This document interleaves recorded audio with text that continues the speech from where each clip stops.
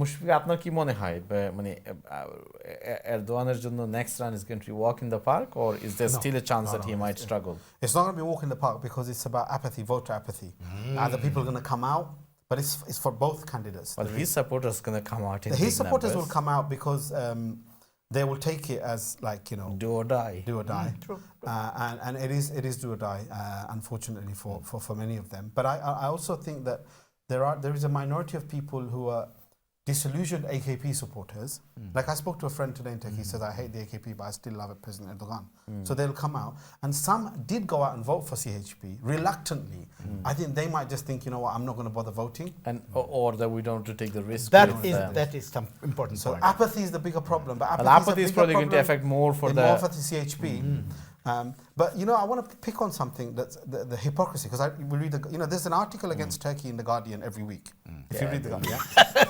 So this guy, this Sinan Ogan, is an all-out fascist. I mean, if you translated what he he's says, anti-refugee, he's not just that, it's the language he uses, right? Yes, If he came to England, we would be like, do we want to give him a visa because he's a fascist? But no one's saying that, oh, you shouldn't court the fascist. They're saying, oh, maybe, you know, and the Guardian said the other day that, oh, maybe Erdogan's not going to bother talking to him because he doesn't really need him.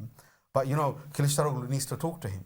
Hang on, you're saying this guy who's going to be inclusive, progressive, you know, return to democracy, suddenly has to go and get into bed with an absolute fascist to get over the line, and it's So acceptable? my next question is going to be, let me just ask you, since you're on it, is that Sinan made clear that he will want promises before he endorses anybody. And he wants promises on PKK front, and he wants promises on refugee fronts, right? A PKK front for Erdogan, no problem. No problem. But Actually, he's better than the yeah, other. but refugee is a big Issue. issue for AKP and personally for Erdogan. Are we going to see Erdogan forced into making concession on some of his more stronger? I personally don't think. If you know how he operates, you know, as his and not enemies, but those who don't like him in the West, they still say he's a man we prefer to deal with. If you read all of the pre-election Yeah. commentary, That's true. you know where you stand with him, right? And you know, famously, like he dealt with Trump, he dealt with Putin, and knowing President Erdogan, if Sinan Also in wants a to see region him, of instability, he will say, I "Look, mean. I'll give you this. You're not having the other. It's your choice. Take it or leave it."